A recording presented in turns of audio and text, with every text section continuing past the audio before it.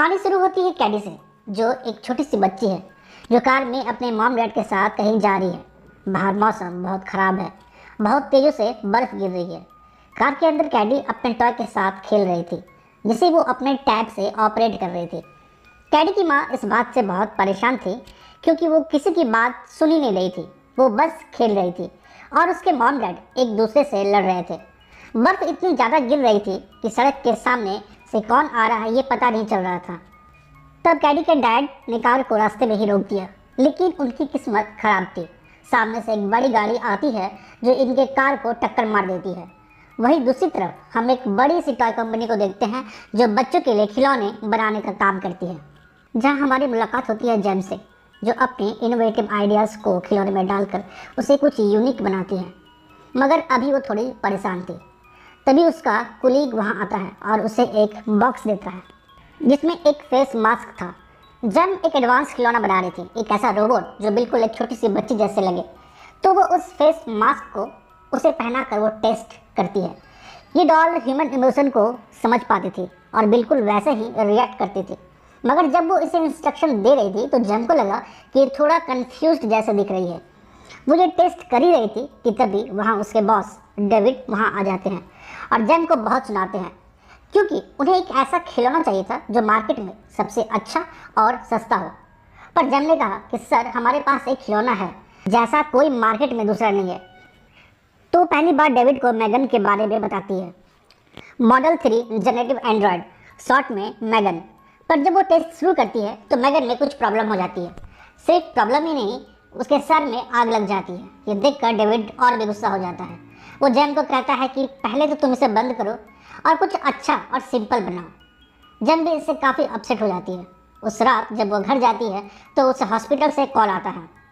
दोस्तों, कैडी का जो एक्सीडेंट हुआ था उसमें उसके मॉम डैड की मौत हो जाती है। कैडी की माँ और जेम दोनों बहन थी, तो वो कैडी को अपने साथ ले आती है अपने घर। घर पहुँचते ही उसकी मुलाकात उसके पड़ोसी कुत्ते से हो जाती है, जो हमेशा उसके गार्डन में आ जाता था। कैडी इस हादसे से बहुत उदास हो गई थी। जब वो जेम के घर आती है तो देखती है कि वहाँ बहुत सारे खिलौने रखे हुए हैं, पर जब वो उन्हें हाथ लगाती है तो जेम उससे मना कर देती है, ये कहकर कि ये खेलने के लिए नहीं है। ये बात कैडी को थोड़ी बुरी लगती है। जेम उसे ले तो आई थी, पर उसे बच्चों का एक्सपीरियंस नहीं था।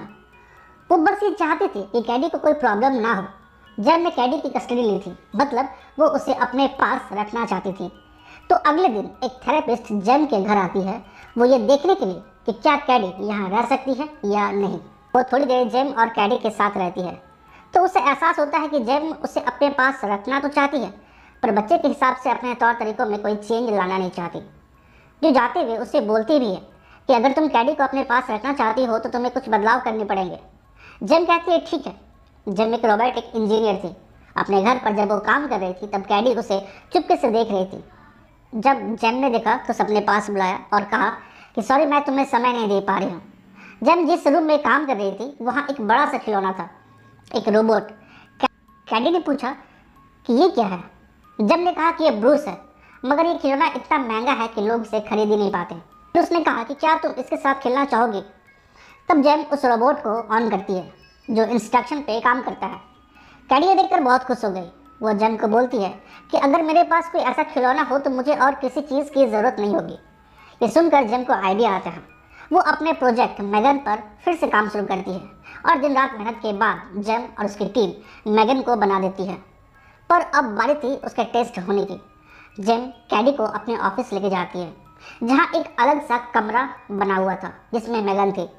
उसी कमरे को 2 हिस्से में डिवाइड किया गया था, जिसके दूसरे हिस्से में जेम के बॉस डेविड और उसकी टीम थी, जो मैगन, कैडी और जेम को देख रही थी कि ये लोग क्या कर रहे हैं।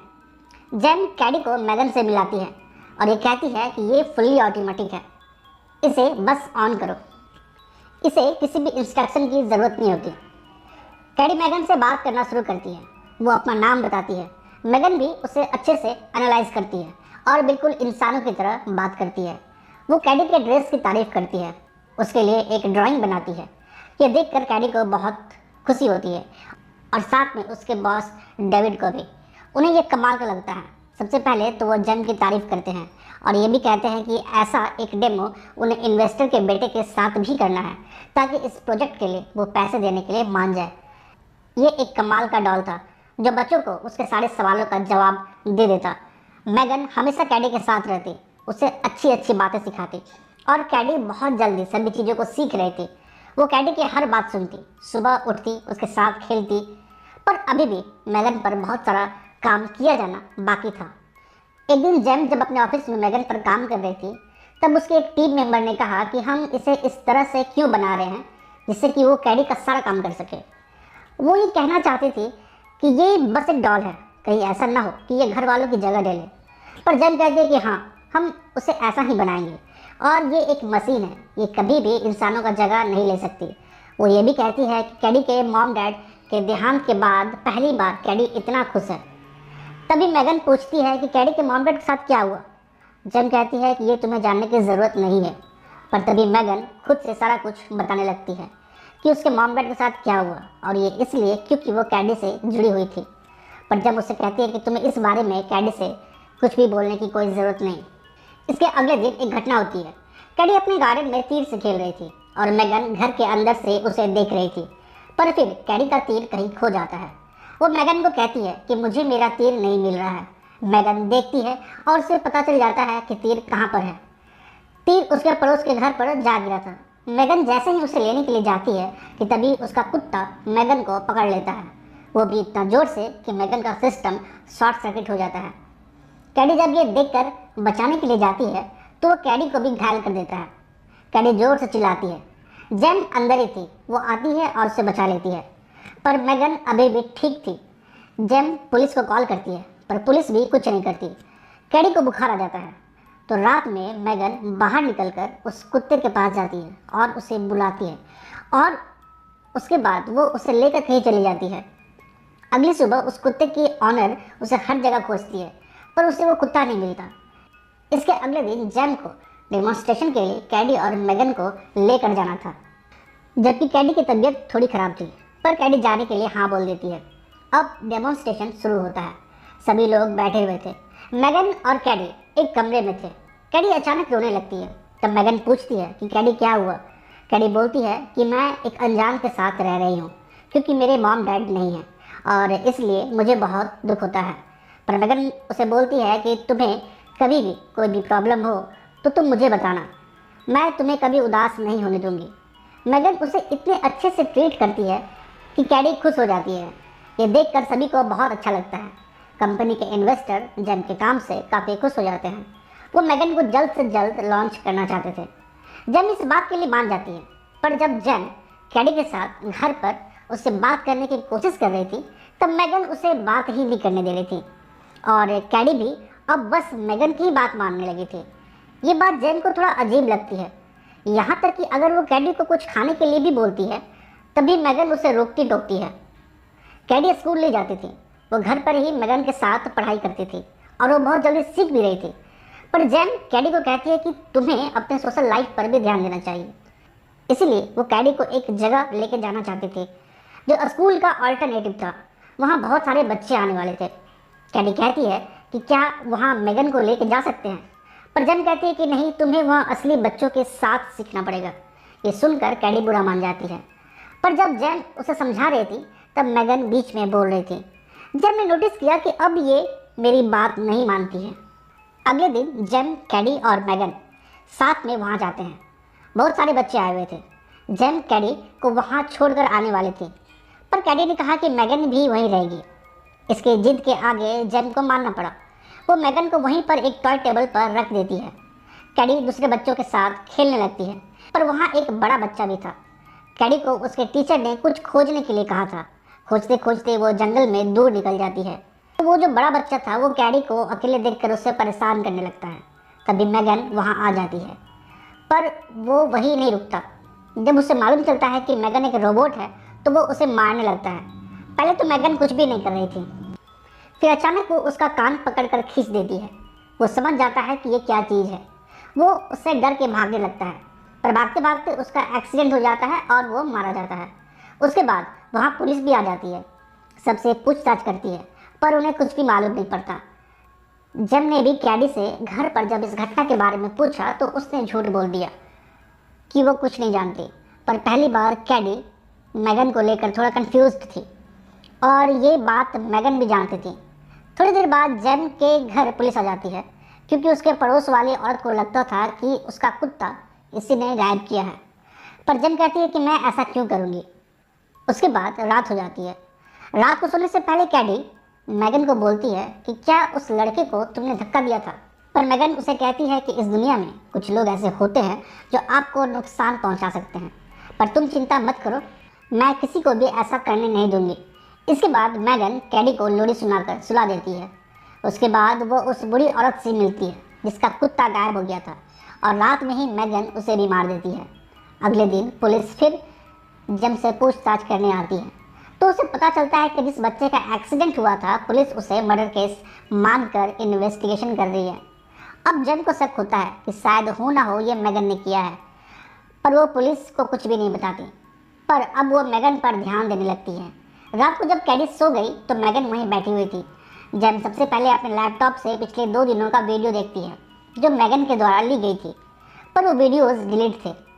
उसे कुछ भी पता नहीं चलता कि तभी मैगन वहाँ आ जाती है और वो पूछती है कि क्या तुम परेशान हो। पर जेम कहती है नहीं।